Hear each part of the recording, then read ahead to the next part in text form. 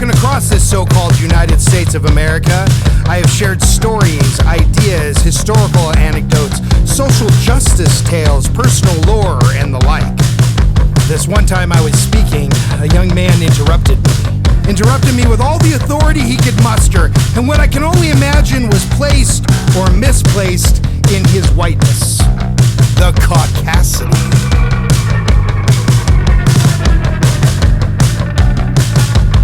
He could interrupt me because his parents likely told him that he could. But I'd be remiss if I didn't admit that I was intrigued. What could possibly be so important as to interrupt me as I told stories to these children? Stories they've never heard. Stories I was invited here to tell.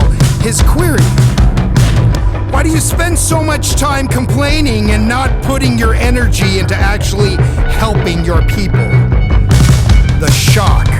The offense, the Caucasity.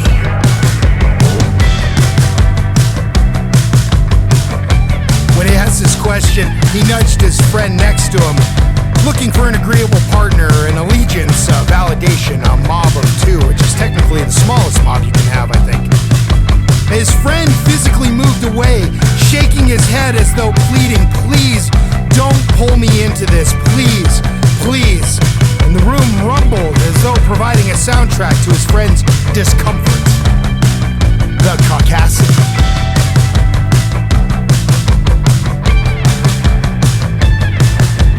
Perhaps instead of saying a thing that comes from a place of your ignorance, you should ask, why am I here? Why have you never heard these stories?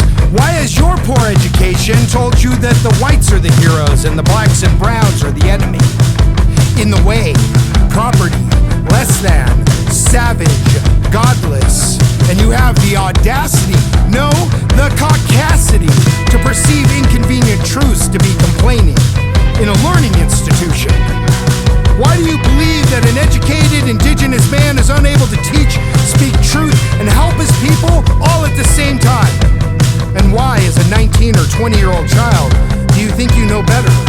Assured of your righteous place in the world, why do you ask your question with that smug look on your face? That same smug look carried by your ancestors that enslaved and lynched and murdered and maimed and plundered. The Caucasity.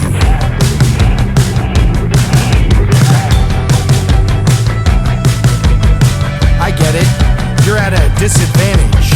Information has been omitted and you carry things that are systemically in place, like my people are special and magical or something, and your love of Native Americans is rooted in the romance of our existence, something to fantasize about, unique, exotic, not human. In reality, we are a people that were in the way of so-called progression. We were murdered and enslaved, and your idea of us is sports mascots, or the antagonist for a John Wayne or Kevin Costner film. We're D-list characters, eliminatable characters, people that are frequently treated as foreigners in our own homelands. But we've gone so far in the colonial process that we barely exist to you.